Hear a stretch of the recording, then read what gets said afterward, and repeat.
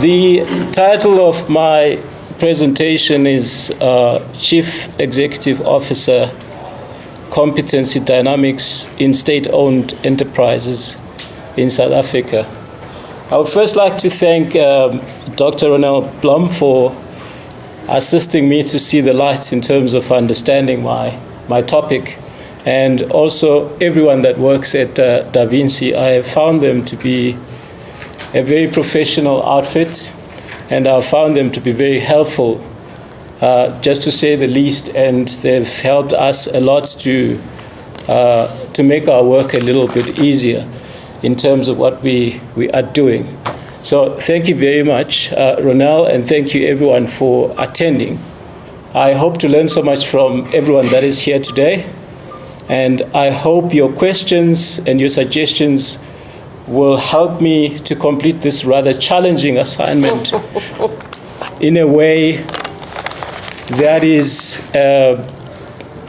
effective and in a way that will deliver value to South Africa, and in particular to state-owned enterprises. I initially was more interested in understanding the subject of managerial competence, because I believe that some of us in the room are competent, some of us in the room are not competent. Not all of us in the room can be the CEO of a state-owned enterprise, certainly not me. Some of us. So I was interested at the beginning in establishing what it is that constitutes competence, and can I measure it quantitatively? Is there such a realistic measure of competence that I could come up with and come back to you and say, this is competence, I've measured it, he's competent, she's not competent, he's competent, she's not competent. So that is my passion.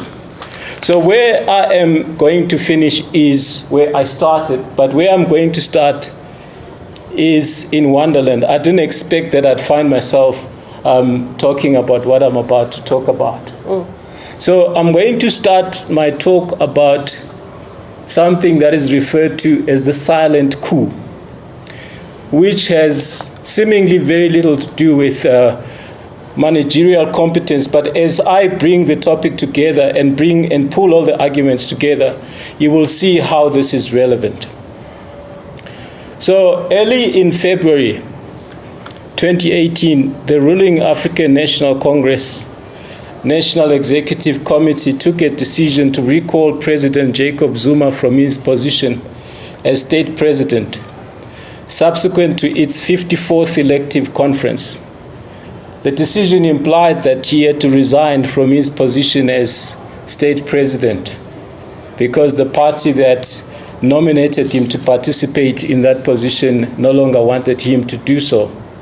Initially, it was reported in various media that he was not keen to take up the resignation, but eventually, on Valentine's Day, 14th of February, he did resign as state president. This becomes very relevant, and you'll see when I try to make the link between the resignation of Mr. Zuma and the overall competence levels of CEOs that run state-owned enterprises.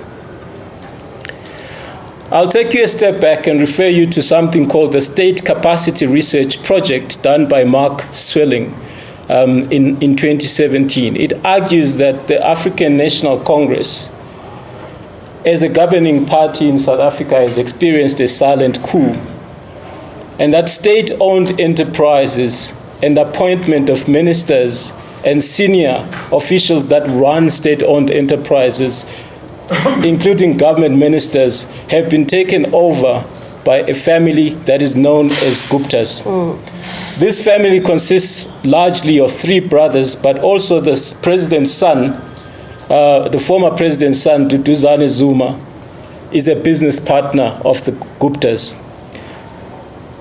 They argue that this shadow state has created a command structure that technically and to all intents and purposes calls the shots in what happens in state-owned enterprises. And therefore, this affected my research, as you can imagine, because I was more interested in whether or not a CEO was competent or not, And then I found that it didn't really matter at the end of the day whether he was inertly competent or he was incompetent. In fact, his skills could be counted as irrelevant depending on the different scenarios, and I shall paint some of them for you. According to Swelling, the appointment of Malusi Gigaba in 2010 as the Minister for Public Enterprises marked the beginning of the reconfiguration of SOE boards, with the aim of facilitating the siphoning of tenders, contracts by assuming complete control of these institutions. Effectively, through the SOEs, government became a tender processing and facilitation center for the purpose of rent collection, with the actual services procured being merely an excuse to do the real business. Ultimately, control of SOEs was secured through direct and systematic measures to undermine and substantially weaken governance protocols. Concomitant with the general thrust of weakening SOEs in this way, the virtual coup project strengthened its sway by diverting attention to the merits of the resuscitated philosophical notion called radical economic transformation, which was projected as a cure for the ideological pandemic termed white monopoly capital. In many ways, it appears the state capture project was trying to project a moral and ethical grounds for not just its existence, but also its necessity. Radical economic transformation was used to justify, to muzzle, if not to actually make a state capture look attractive. This shadow state was reckoned to operate by purging opponents of the state capture project. If anyone dared to oppose it, they were purged. There are examples of Mcebisi Jonas, Mentor, Gordon, Temba Masego, and others who refused to bend under the sway of the state capture project. In 1 year, between 2010, which is the year that Malusi Gigaba took over as Minister for Public Enterprises, the total Eskom spend on procurement was 74 billion rand. That of Transnet was 70 billion rand, while that of South African Airways was 14.8 billion rand. The total combined spend by SOEs in that year, just the 1 year, was 212.7 billion rand, which was the equivalent of 25% of overall government procurement expenditure. So you can see my little study, which was focusing on things like are you competent or not, suddenly being clouded by these big numbers of business throughputs that were going on through the state enterprises.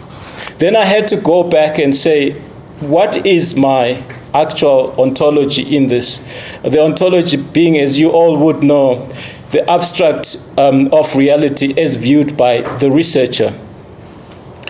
The reality is perceived from a relativism point of view as opposed to realism. That is to say, there are no hard and fast facts about competence or incompetence, but rather that the context is ultimately forceful and deterministic. One may therefore need to be inside the SOE in order to understand it. While one can measure from the outside, that measure might be ultimately completely and utterly useless, because what is measuring is supposed realism, which is not actually meaningful in terms of how the SOE is run or the abilities of the person running the SOE.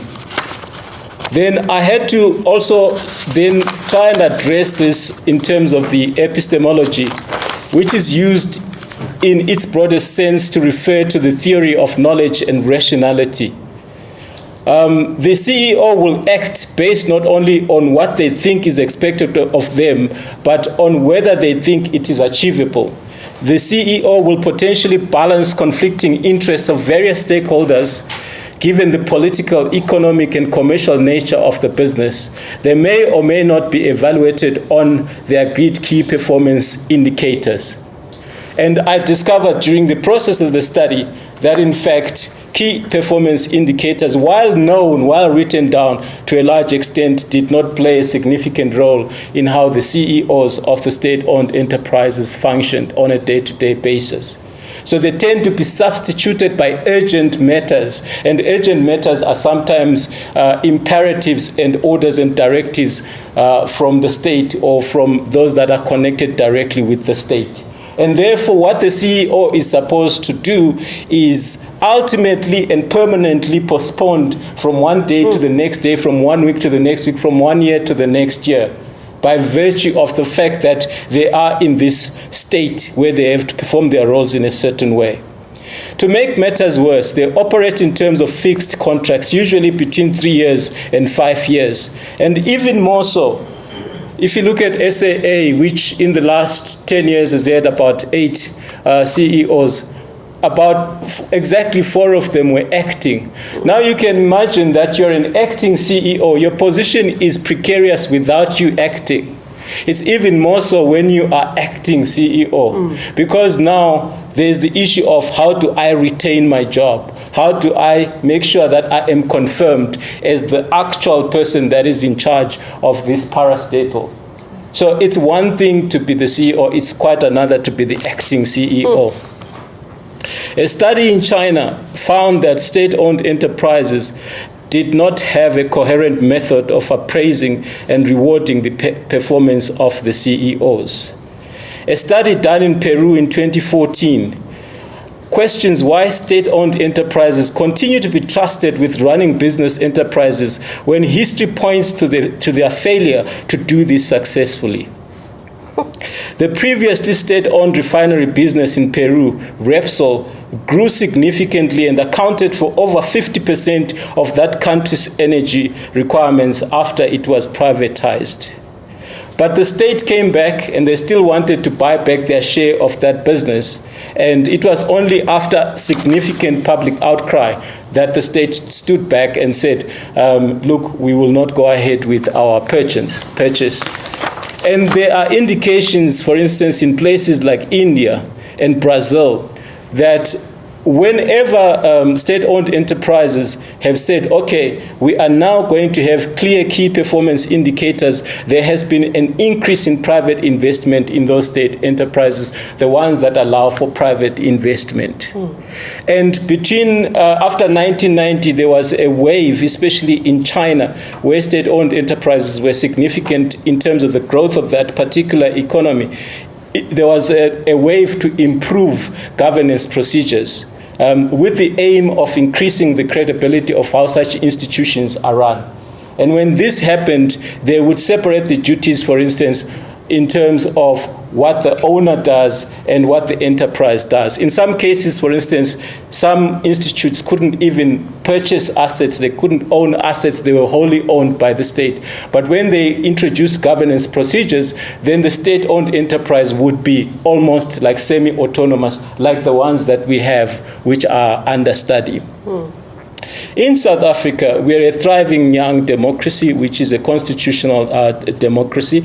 We inherited 300 state-owned enterprises, which employ millions of people. Transnet, for instance, has more than 100,000 employees. At the same time, however, it has high levels, the country has high levels of unemployment at about 26%. We, in 2006, as a country, formalized the recognition of the need to create competition for some of the state-owned enterprises, such as Eskom, in terms of electricity generation. This was done through the Electricity Regulation Act. But since then, not a lot has been done. And therefore, Eskom and Transnet, to all intents and purposes, remain as monopolies. And that in itself introduces another variable in terms of understanding the competence and the behavior of the CEOs that run such institutions, which by defect are monopolies. This, in the case of Eskom, is in spite of the provisions of the Electricity Regulation Act, which sought to empower the Minister and the Department of Energy to bring in more players. The health of the operations of SOEs, especially those that are monopolistic in nature, is of national significance because they control, in the case of Transnet, the ports, the railway infrastructure. They also control. They have a lot of operations in terms of the road logistics itself. State-owned enterprises account for a significant proportion of emerging economies. It is estimated that about 20% of the portion of the economy in the emerging world is due to the amount of work that is done by state-owned enterprises. And therefore, there needs to be a certain balance between the private sector business and the public sector businesses. At some point, for instance, during apartheid, it was believed that the state needed to control certain resources and that these resources should not fall into private hands because they were of strategic importance. And that feeling continues to this day, that there are certain businesses that are in the interest of the country to control. So the over 300 SOEs inherited by the post-apartheid government in 1994 controlled in excess of 50% of the effective fixed capital assets in the South African economy at the time during apartheid. That has reduced quite dramatically due to increases in private wealth and private investment. In South America, anti-democratic governments were associated with actively wanting to nationalize major private interests and to team up with state-oriented investors such as those from China. A typical example is that the Chinese consortium headed by Minerals and Metals Group, a company of the Chinese state-owned China Minmetals, bought the most important mining project in Peru called Las Bambas, located in Apurímac. In 2013, assets in Peru from Petrobras, a Brazilian state-owned hydrocarbon company, were sold to the Chinese state-owned company PetroChina. So you can see not only when they want to sell these non-democratic countries, they also prefer selling to other state-owned enterprises who speak the same language as they do. Now, having said all of this, I was hoping when I started the project not to have to say all of what I've said. But now I go into the problem statement. So this study is about the question whether or not the CEOs of state-owned enterprises are competent to deliver on the respective mandates of such institutions and what factors account for such efficiency or deficiency. From 2007, since the departure of Thulani Gcabashe as CEO of Eskom, its top executives have changed 7 times in 10 years. At the same time, Eskom's debt estimated by MoneyWeb in 2016 to be 322.7 billion rand is so large that it is difficult to assure the stakeholders of a measure of stability. You'd imagine that if you've got any business that has a debt of 322.7 billion, you need the sharpest mind in the country to run it. Understandably, the rapid changes in CEOs can partly be ascribed to this extraordinary amount of debt by the power utility to market bonds, development finance institutions, foreign exchange market debts, export credit, commercial paper, and other.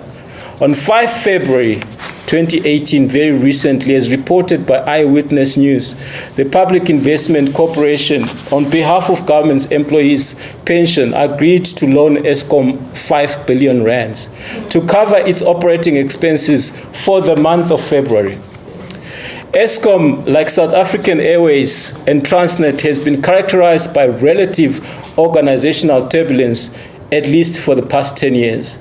CEOs, as the ultimate leaders of their organizations, particularly given the size of the SOEs, are tasked with ensuring sustainability and commercial success, which in the case of all three remains in jeopardy.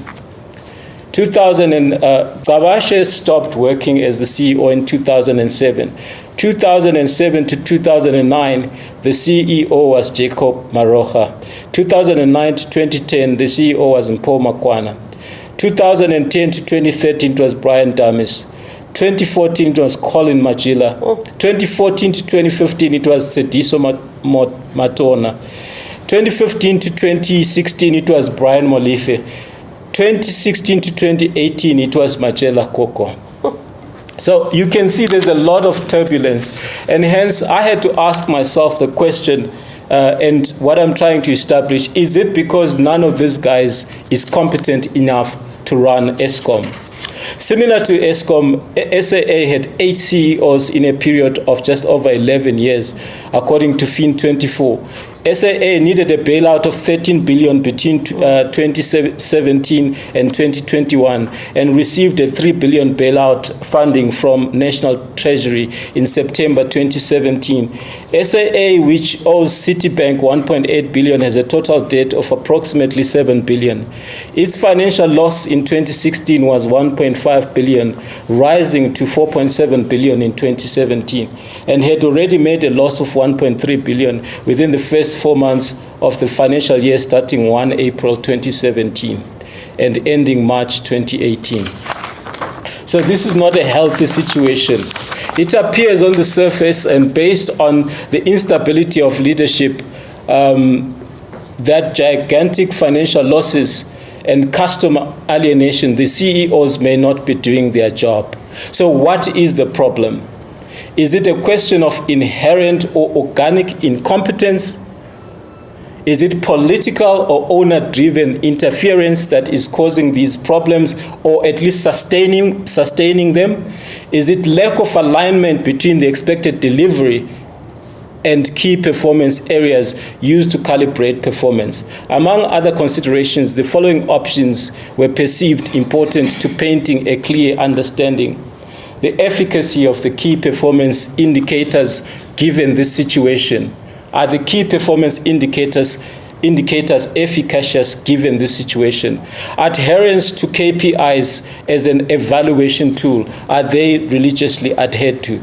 The incidence and power of political capital as a substitute for official KPIs. Something that I need not mention, but I can just mention in passing because it's significant as far as SOEs are concerned, is the report of the Public Protector, which specifically mentioned, for instance, that due to political influence, the Gupta-owned New Age newspaper had sold to SAA newspapers to the value of 9.4 million rand. Eskom also subscribed to the New Age newspaper. SAA purchased copies of the newspaper when the paper was just 3 months old with unaudited circulation figures. The president's son, Duduzane Zuma, as we know, is a partner with the Guptas. The report further states that then Eskom CEO Brian Molefe was friends with the Guptas and admitted in an interview on 4 October 2016 visiting their home in Saxonwold frequently. So while it is not my intention through this study to revisit the report of the Public Protector, I find that it is inextricably linked with the findings of my study and the freedom of the CEOs of state-owned enterprises to perform their duties. For example, the current CEO of Transnet was called with his team to explain to Parliament the following. Number one, German software company SAP paid a Gupta-linked company 100 million rand to secure a deal with Transnet. Number two, another German company, Software AG, had paid a Gupta-linked company 180 million rands for securing business with Transnet Freight Rail. Number three, China South Rail paid a Gupta-linked company 5.4 billion in gratitude fees as part of Transnet's 50 billion locomotive purchase from China South Rail. So you can see there's a lot that goes on, and I will speak a little bit now about what I understood and what managerial competence to be. What is managerial competence? The desirability of a competent manager is indisputable. Competence is related to aptitude given the job scenario. There's a difference between competence and competencies. You need competencies in order to be competent. Competencies are skills, knowledge, and personal characteristics pivotal for the successful completion of work-related tasks. Some attributes of a manager are more tangible, such as budgeting or operational skills, while others are more intangible, such as honesty and an inability to inspire subordinates. Measuring competencies of CEOs then can become a basis for setting benchmarks, meaning that a coherent set of attributes that are usable almost universally can be found. Such an approach then becomes beneficial, as it could be used as a basis for training leaders based on a diagnosis of those areas that are relatively weak but important for overall performance.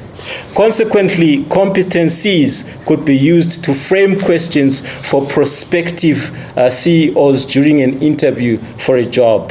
A further benefit of a model which contains this line of reasoning is that it would also empower employees to go through the ranks if they were applying, for example, for a promotion. However, there's a real chance that competence could be understood to mean different things by different people. What I understand by competence may not be the same thing that the Minister of State-Owned Enterprises, former minister, understood by competence. Spencer and Spencer, 1993, also wrote that there's a difference between competence and competencies.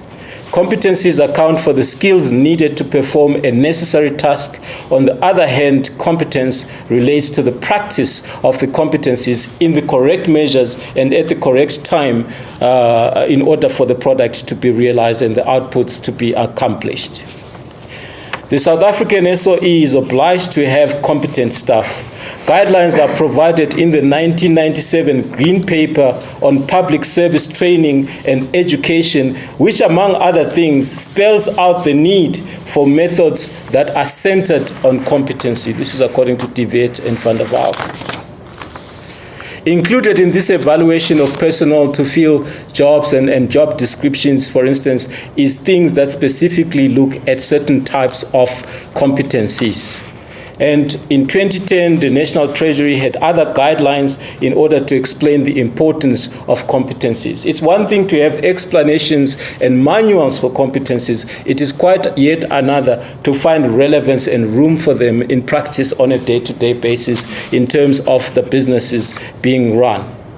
So the primacy of exploring leadership competence was highlighted by Adichie and Kikney in 2000, who emphasized the need for a global perspective on characteristics of a leader that might account for effectiveness in relation to the goals of that particular organization, rather than just in general terms.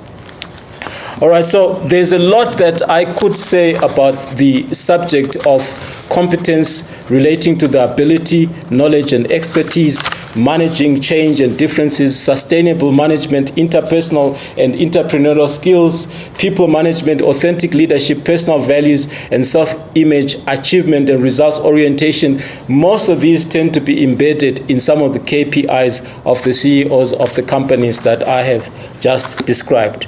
The CEO is important.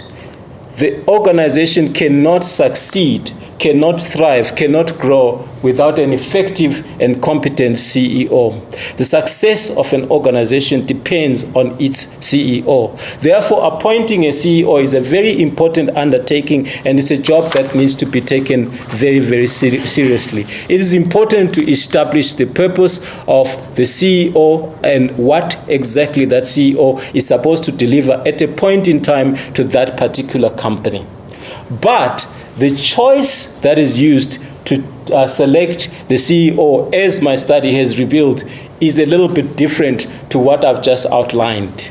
In South Africa and in China, the state is the main, if not the sole shareholder in the SOE, with an express prerogative to appoint and dismiss CEOs. And they've done that as if it was going out of fashion, as you would know. This can of course, signal that the CEO is beholden to the state's priorities as a compass for his or her decisions. And the efforts that the CEO will apply will be proportional to what they think is expected of them in terms of preserving their job.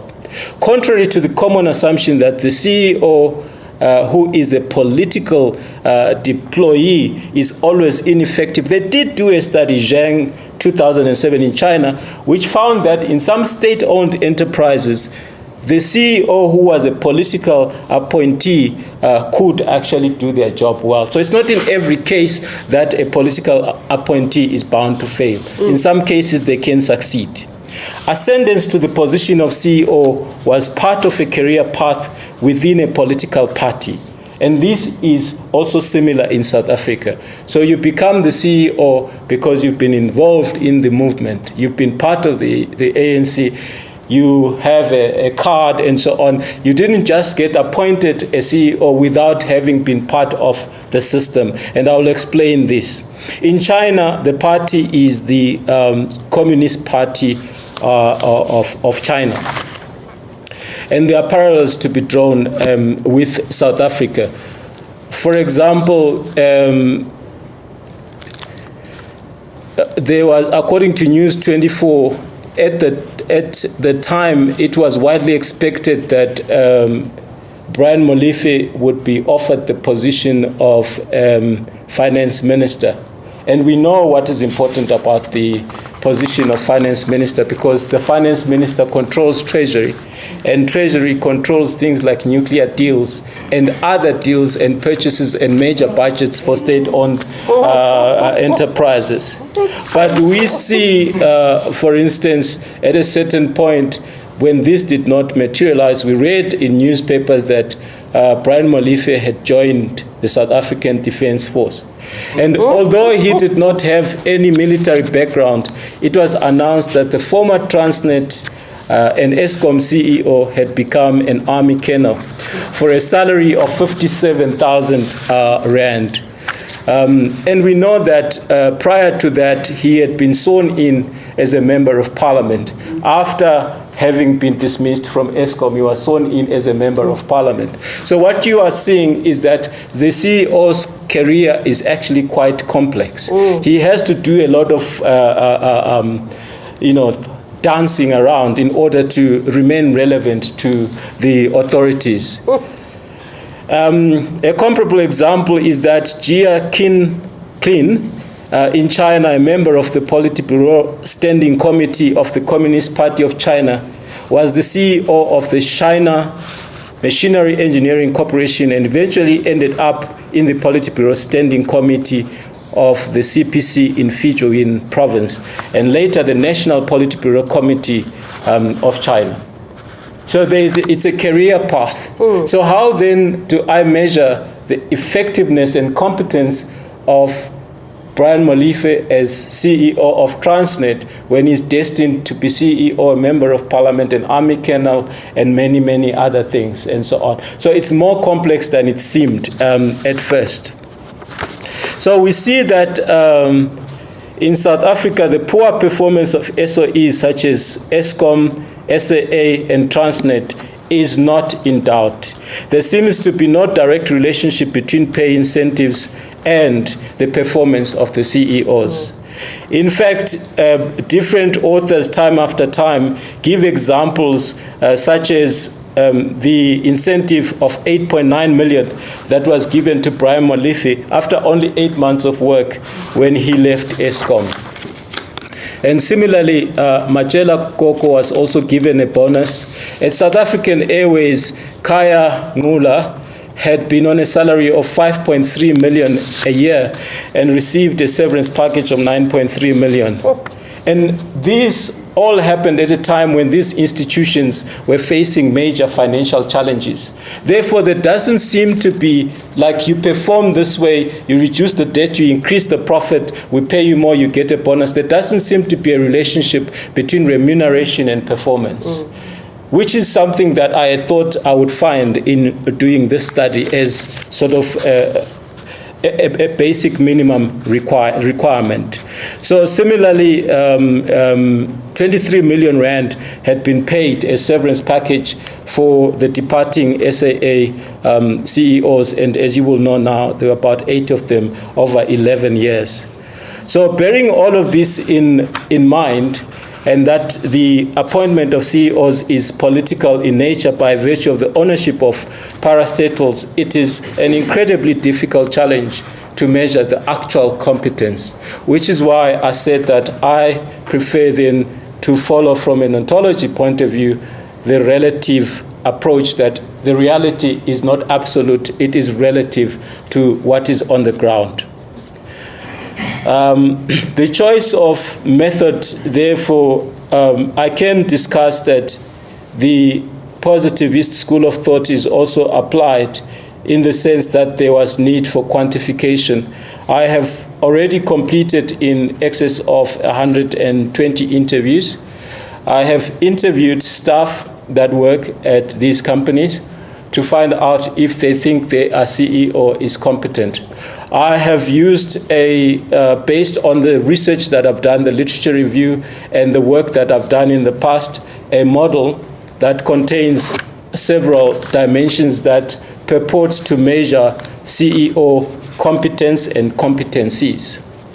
I have also interviewed customers of the various SOEs and business peers and some people in the media to establish how they feel about the competence levels of the CEOs. I already have the results of the findings and what they think.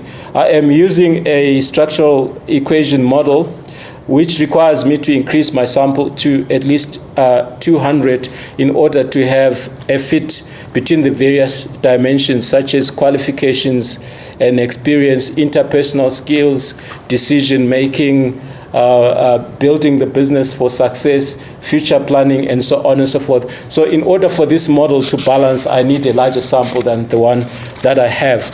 When I ran the data with the current model, I found that while the correlation between overall performance as the dependent variable was fine, when the data is disaggregated into a structural equation model, with the pillars, with the dimensions being looked at as the first level of the dimension, and then the attributes being looked at as the second. When I got to the attributes and tried to analyze each CEO, the samples became a bit small. So I'm increasing the sample, and I hope to do that during the month of March. And I am also using the relative approach or the interpretivist approach. You can help me, Ronald, with that, which is the problem of being subjective to the person doing the research. So I have my own bias, which I stated at the beginning, as I look at things from a relative point of view. But I was hoping to interview the 3 CEOs, who 2 of them I know personally, but in spite of that, it was difficult to secure the interview because of the interview itself, not because they had no time. And now I was saying that in the last a few hours, we have a new Minister of Public Enterprises. I'm hoping to interview them. I'm hoping to interview them and see what they have to say on this subject. It would be helpful for me to learn from them. Maybe I've completely missed the point.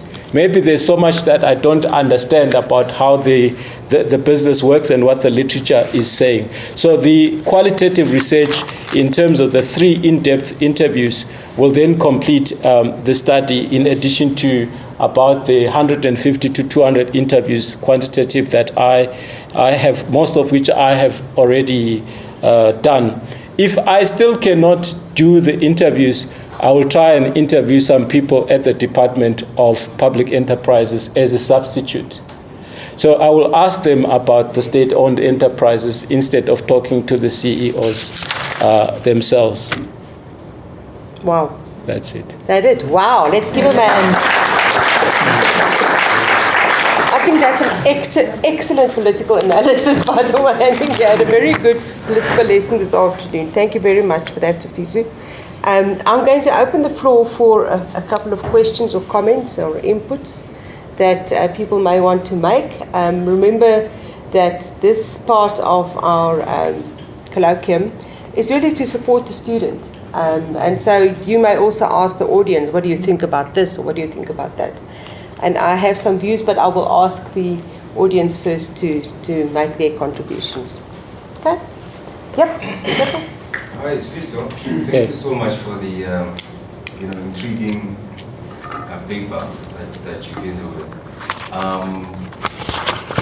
What I've heard, you shared and very much around SOEs. I've never had interest in terms of SOEs, but I'm asking myself now, are there SOEs that are well run or better run than the West that we know? Yes. Because all we know is just the bad SOEs. The bad ones, yeah. But are there any that are well run, and could we not maybe, or yourself maybe, find out from those if the competencies or competence is there? Yes, thank you very much. I think there are some that are quite successful. My study was limited to Transnet, Eskom, and SAA. Transnet, because of the size of infrastructure that it commands in the country, the number of people that it employs, and the significant role that it plays in the economy.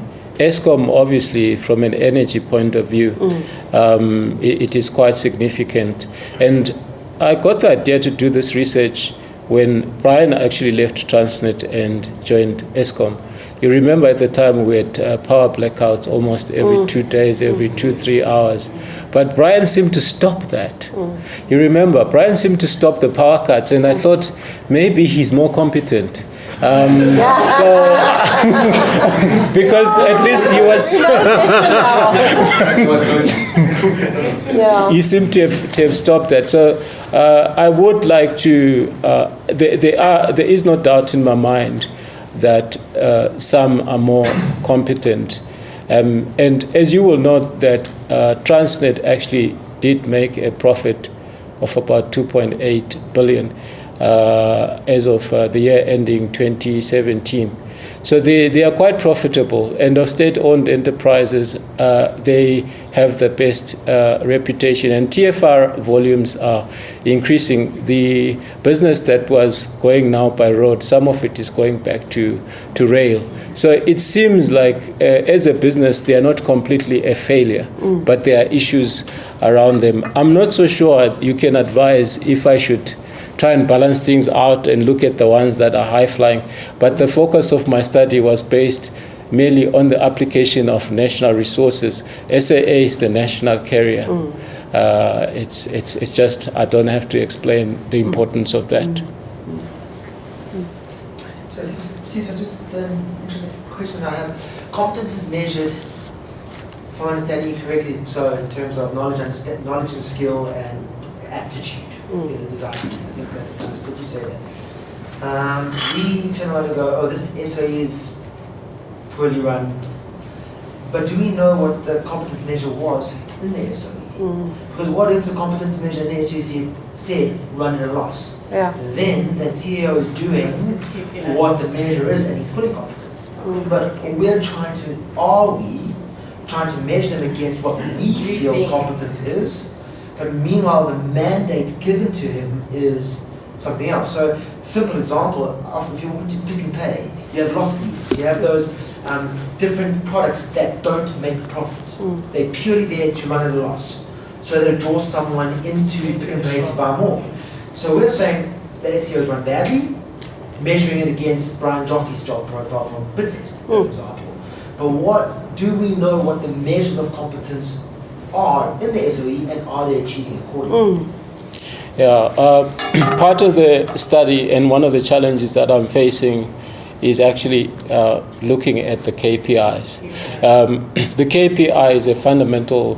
I have 3 hypotheses. The first one deals with the actual perceived competence or lack thereof. The second one, which is independent of the first one, deals with KPI application and validation within the organizations. So, so you have a checking mechanism within the study to say, even according to his own KPIs, he is doing well or he isn't doing well. And we do have a question on overall competence. I mean, that question cannot be biased. That's why we are using it as a dependent variable.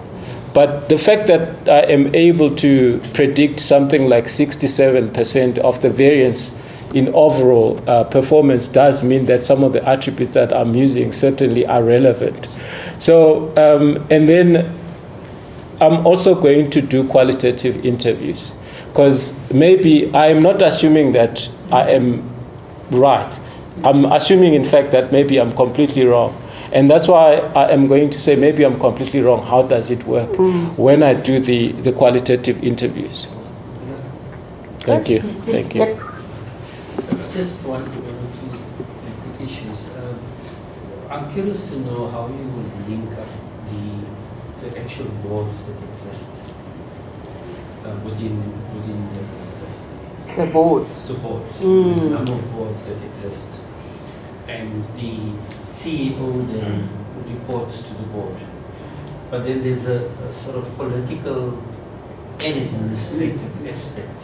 And I think I'm curious to see how you would link that from an accountability point of view, because I think a lot of the issues is about how the state capture is, where there's a systems weakness, perhaps a systems weakness that everybody thrived on. And it sort of slanted towards the political aspect rather than the systems. Yeah. Yeah, I like that, because in terms of one of the measures is the autonomy of the CEO to make decisions. If the CEO has autonomy, he has autonomy. If the CEO does not have autonomy, he doesn't have autonomy. It might be from the chairperson. For instance, many people did not know who the CEO of SAA was, but they knew the chairperson, Dudumien, Yes. because she's the one that is politically connected, and she's the one that is able to make decisions. So you'll find in that environment, maybe some decisions that are supposed to be made by the CEO, in fact, are being made by the chairman. So there is a blurring of roles of the board, of the chairperson, and of the CEO, which is why it's important to talk to the CEOs themselves as well, and to their staff, which I've already done. Good. Over here, and then... My name is Morgan Satoli. I'm from ESCOM. I'm sorry. I've been in ESCOM for 23 years. I'm going to my 24th year. Okay. And I've got quite extensive international studies, which I actually went to Southeast Asia, and I went to Australia, including New Zealand, in terms of understanding the role of the CEOs in utilities. And one of the key aspects which was very astounding is that all those countries indicated that you don't put an engineer to be a chief executive of a power utility. All those chief executives were engineers. It actually grounded those utilities. They went into massive debt crisis. Because, you know, from an engineering, I'm not an engineer, I'm a project manager.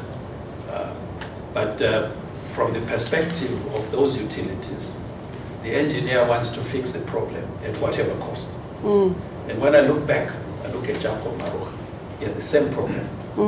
When his financial director, that was Mwababa then, indicated that no, you cannot use diesel for emergencies, because you're going to ground whole of ESCOM into a serious bankruptcy. Jacob differed. He took a decision from an engineering point of view. And ESCOM lost massively in terms of using diesel to sustain the load shedding. And it was a massive loss.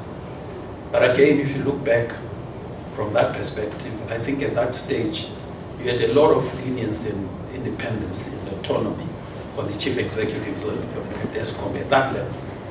Thereafter, it was massive political intervention. The political intervention, firstly, it was tried to say what is wrong in terms of load shedding. But if you got into the analysis of load shedding, it was merely a shortfall of coal, shortages of coal from various power stations. Again, when the politicians come into the kitchen, they actually want their flavor. They forget about what the main instrument is. But if you look at the organization in terms of the way it was put and in terms of the skills that are available, it's a very strong organization. Highly competent in terms of engineering. The staff are highly competent in terms of delivery on a day-to-day activities. But therefore, because you have an instruction, also part of the cadre deployment, which is political interference, particularly in looting. So when you actually look at Brian Molefe, his main area was to look at the coal contracts to try to extract and loot as much as possible. And when you look at the other contracts which were being given, they were all captured. In fact, if you look at Coco, he was doing a good career in boiler sort of studies, and he was excelling in that area.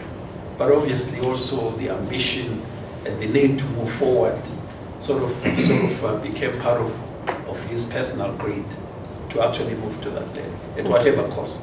And therefore he went to join the ANC, became a monthly donor to the ANC to actually receive that. He was sitting at the high tables in various, remember these cocktail parties and dinners.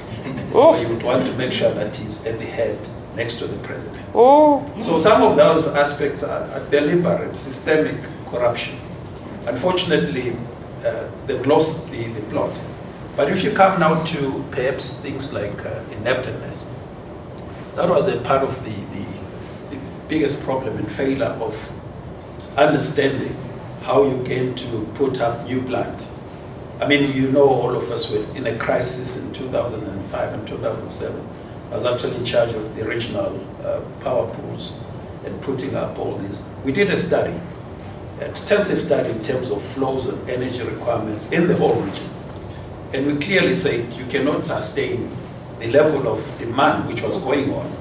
And we actually alerted the ministers to say, I recall the sub-meeting in Dar es Salaam, we indicated that the chief executive must now inform the ministers that we're facing a crisis within the next 4 or 5 years, unless an intervention is made. So we actually persuaded the ministers to make a call in terms of saying you cannot leave it to the private sector in terms of putting new power stations. And then we met in Windhoek, Pomzile was there that time, I was also there, crafted a new intervention process. But unfortunately, when you look at projects of this nature like Medupi, these are mega projects, massive projects. They require a lot of planning ahead, what we call front-end planning. What happened there was a short circuit, which was done, actually translocated, in fact, took the whole plant system of Majuba and put it in Limpopo. And the dynamics are completely different. The issues pertaining to the rock structures, whether the soil type will be able to take the impact of vibrations and all that, and also the drainage system, water levels, were all completely. I was part of that. We used to actually indicate that you cannot run this in a short space of time. But in essence, what also happened was using the operational expenditure to finance capital costs. That is where the mess is. So if you actually look at the 390 billion, you think perhaps it's been thrown away on board. No. It's the investment or new capital or new power stations, Ingula and the others. That's where the money is. So it's not a loss. It's actually creation of new assets. So when you look at that, you must look at it from that perspective, because ESCOM never went into the market. Normally what happens in project aspects is that... Sorry, Mr. Soto, I'm gonna stop right. you. No, just one aspect. Okay. You look at it and then you look at the market to finance your project. And you call project closure finance, and then you actually go into building. In this instance, it did happen. They actually used operational revenue to finance. And it was a complete disaster. This is why we are in that position. Sure. I think you need to interview this man as one of the employees. Okay, we have two more questions and then let's close this session. Paul Hartog, tell me, have you done a study of the CEOs in these various state-owned organizations pre-1994, post-1994? That might give you some form of political indicator that you can then start equating your competence levels to. Yeah, it's an interesting thought. What do you think? Yeah, I like it. I did look at the fact that they've always been state-controlled. I think under the apartheid government, it was even more stringent controls of state-owned enterprises. A different type, yeah, to what we... I think I will just try and dig up a bit more on the literature, the actual competence levels. Very little is said about whether those CEOs at the time were competent. A lot more is said about the role of the SOEs for the state and in the country at the time. But thank you for that question. Good. Last one, yeah? Thanks, Deepa. All right, quickly. My name's Michael, leadership and managerial purist. So a very interesting study. On the one hand, I see it being very brave and courageous. And on the other hand, there's a naivety about it. You know, you started off talking about the silent coup and the state capture, and with that you can associate the corruption, which has overshadowed the merit and competence of CEOs and the potential of that leadership. And I just link that to the idea of radical economic transformation and that euphemism. And what does it mean? I think an interesting contribution, which links to the gentleman on my left here, would be a study about what the ideal CEO competence would be within SOE versus the CEO role and profile in terms of the context of your study, which is related to the state capture and silent coup, where the emphasis is not on merit and competence. No. The emphasis is on how well can I follow those directives and instructions that you refer to. That's not great leadership. That's very skillful networking. I mean, skills involved in that. And collaboration. and Pierre mentioned the word cronyism. But you know, in terms of the competencies required as a great CEO and leader that can mobilize an organization and truly and radically transform it, that's something else. So that comparison, I think, is important to the study. I agree. Over there? Okay, I'm just observing the kind of people studies. Why go to China and Brazil? Why can't you go in Africa? Because South Africa has business in Africa. Yes. Well, we're also part of BRICS.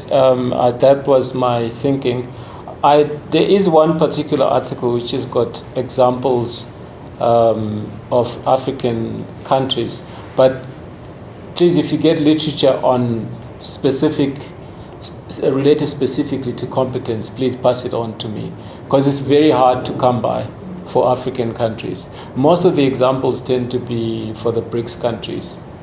Russia is a few examples, but Africa is difficult to get studies like that. And incidentally, to this gentleman here, Michael, I had hoped never to talk about state capture. I'm not interested in politics, but I think this study would be incomplete, because I could have come with my results and said that they are all 7.5 out of 10. And then you just said, but where is corruption? Where is cronyism? Where is this? Yes. So I'm not brave at all. It's inevitable that I have to mention the role of state-owned enterprises and how the weight of the state is so important with regards to the appointment, dismissal of the CEO, and how much effort they apply to their job. Good. Emeka? Yeah, thank you, Switzer, right? Yes. Thank you very much for this research, actually. So, I think you have gone quite deep. This is much more detailed than most of the things we see here. And, I think you've done well, and the research is quite important.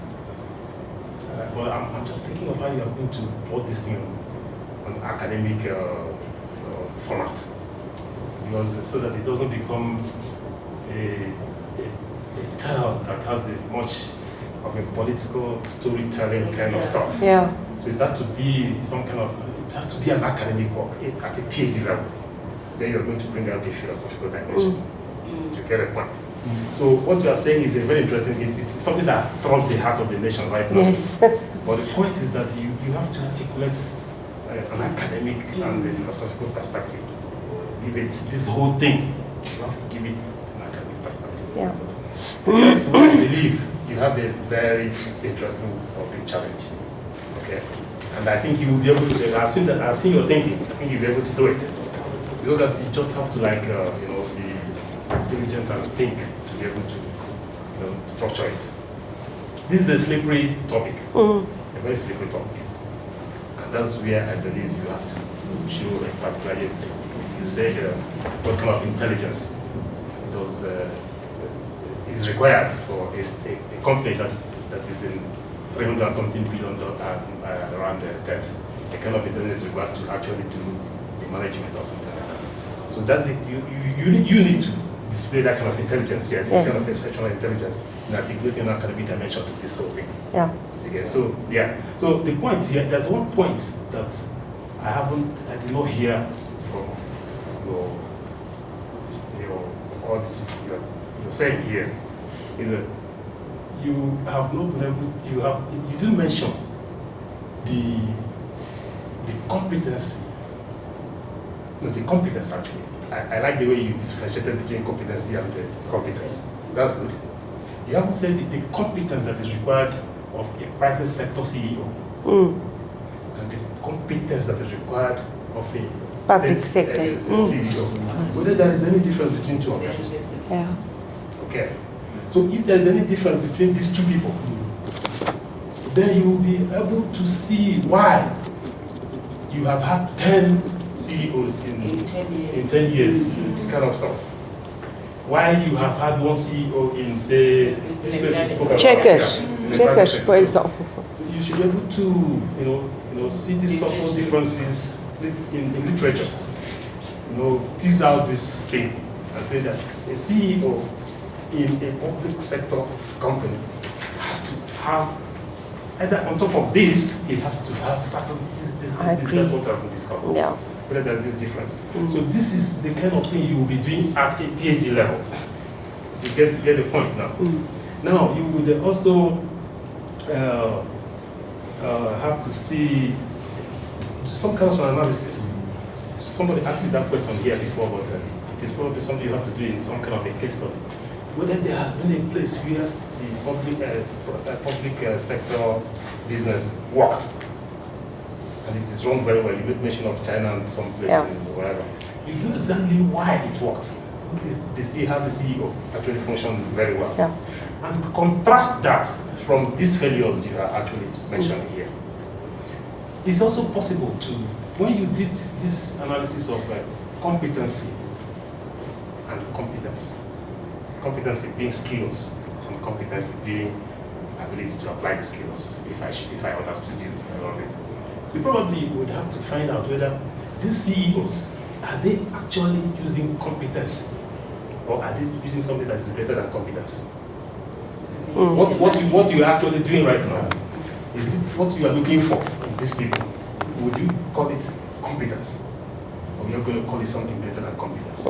As a final comment, just in general, in terms of the study, I mean, it's a fascinating study, and I think the danger, as so many people have highlighted, is that your study is going to become skewed because of the political interference, because of the noise, the political noise. Can I just say something? I have not discussed any of my findings from my study. Yeah. I've just discussed the literature. Yes. No, fair enough. Actually, I have done my research, which to all intents and purposes may indicate that the CEOs are excellent. Yeah. Okay. So I think let's not jump the gun. No, sure. I have not concluded. The literature that, if you just search for literature that deals with competence of CEOs, you'll find there's a lot of red herrings, warnings, and things about, like the things that I cited. But I have more or less completed the primary survey, the quantitative. I've done in excess of 120 interviews. And some of the results, I have them here, are actually looking quite positive. That's true. That's true. So obviously we haven't had time to go. I didn't discuss them today. Yeah. Okay, so anyway, thank you. I think that was absolutely fascinating. And thank you very much for everybody's engagement and involvement and debate. In terms of this study, it is so painful at the moment in the country that that we all would like to hear some good news for a change. But I think what I try to say is that just be conscious that as you work through the analysis and that, I think that your findings may be skewed due to the political noise, and that at one point or another you may want to make a decision about, do I continue with those interviews or do I other interviews, but that's detail that we can discuss. I think let's give him a hand.